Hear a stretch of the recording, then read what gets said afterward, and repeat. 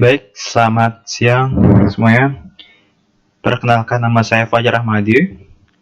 Kali ini saya akan membahas soal dari mata kuliah akuntansi keuangan lanjutan 1 untuk melaksanakan kegiatan UTS. Saya akan mengambil soal dari materi yaitu akuisisi perusahaan dan laporan konsolidasi.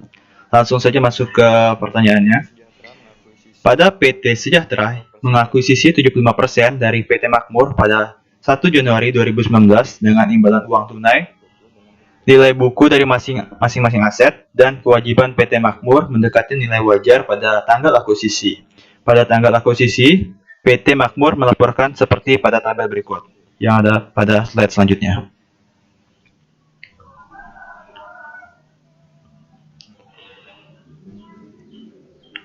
Yaitu pada kas itu sejumlah 350.000, persediaan 100.000, peralatan bersih 320.000, properti 600.000, utang dagang 170.000, saham biasa 100.000, dan ini adalah laba itu salah ketik ya, itu laba ditahan itu sejumlah 1.100.000. Dan yang mana angka ini akan saya gunakan pada perhitungan yang akan di pembahasan selanjutnya.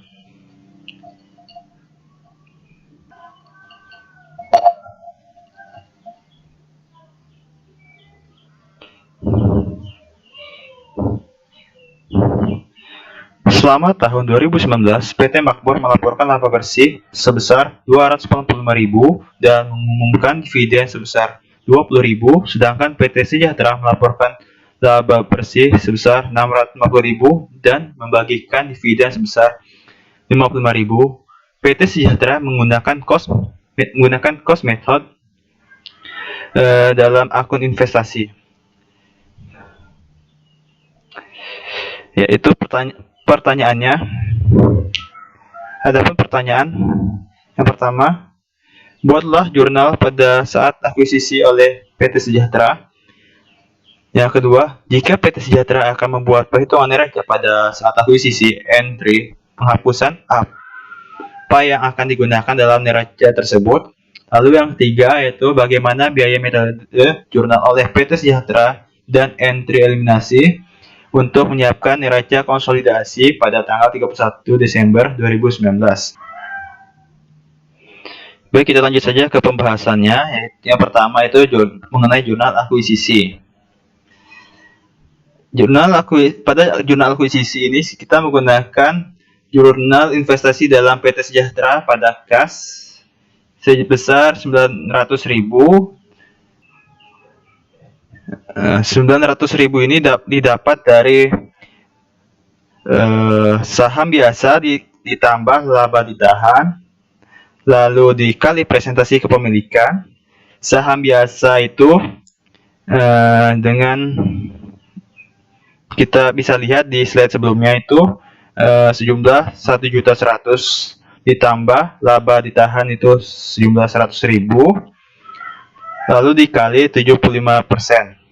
Saat dijumlahkan bisa, lalu kita jumlahkan 1.100.000 ditambah 100.000 itu menghasilkan 1.200.000, lalu dikali dengan presentase kepemilikan itu 75%, jadi hasilnya itu 900.000.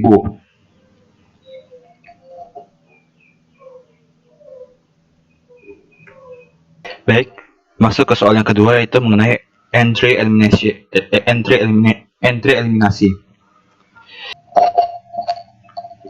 Yaitu dengan saham biasa sebesar 100.000, laba ditahan 1.100.000, dan pada kredit investasi dalam PT Makmur itu 900.000, dan NCI in net aset itu 300.000.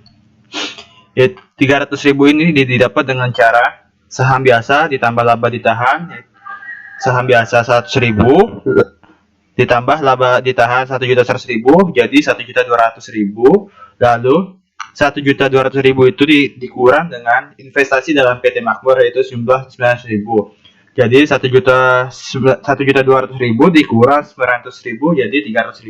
Jadi itulah nilai dari NCI in net asset. Baik, memasuki soal yang ketiga yang mengenai jurnal metode biaya. Ya, yang pertama, pada saat PT Sejahtera mengumumkan dividen, yaitu jurnalnya merupakan kas pada pendapatan dividen yaitu sejumlah Rp41.250.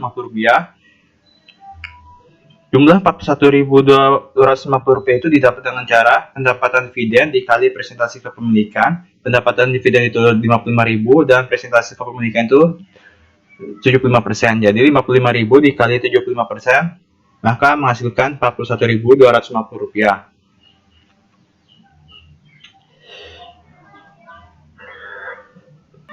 Selanjutnya,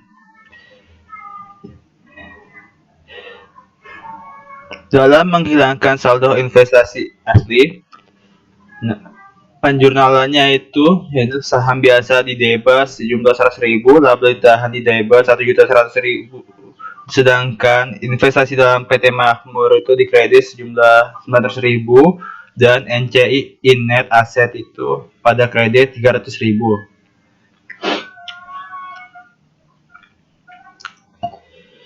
Untuk perhitungan ini sudah saya jelaskan di slide sebelumnya. Jika masih belum jelas, kalian bisa lihat penjelasan di bawah ini.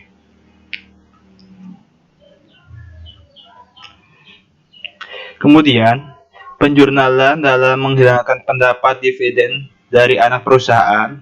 Jurnalnya itu kas pada pendapatan dividen sebesar Rp41.250. Angka Rp41.250 itu didapat dengan cara pendapatan dividen dikali persentase kepemilikan, yaitu pendapatan dividen Rp55.000 dikali persentase 75%, jadi Rp41.250. Dan penjurnalan pada saat menetapkan pendapatan untuk hak minoritas yang mana jurnalnya yaitu di debit NCI in income Rp75.000 dan pengumuman dividen Rp13.750 dalam di kredit, dan NCI in net asset di kredit itu sejumlah Rp61.250. Angka-angka ini didapat dengan cara NCI pendapatan sama dengan laba bersih dikali proporsi NCI 300.000 dan proporsi NCI itu sejumlah 25%. Jadi 300.000 dikali 25% maka menghasilkan 75.000. Dan pengumuman dividen sama dengan dividen dikali proporsi NCI.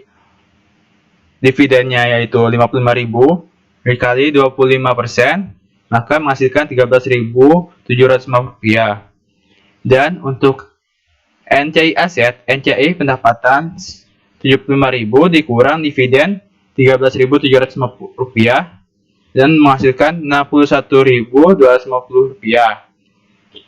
Jadi sekian penjelasan mengenai soal dan pembahasan akuntansi keuangan lanjutan 1 mengenai akuisisi dan laporan konsolidasi. Jadi sekian dari saya.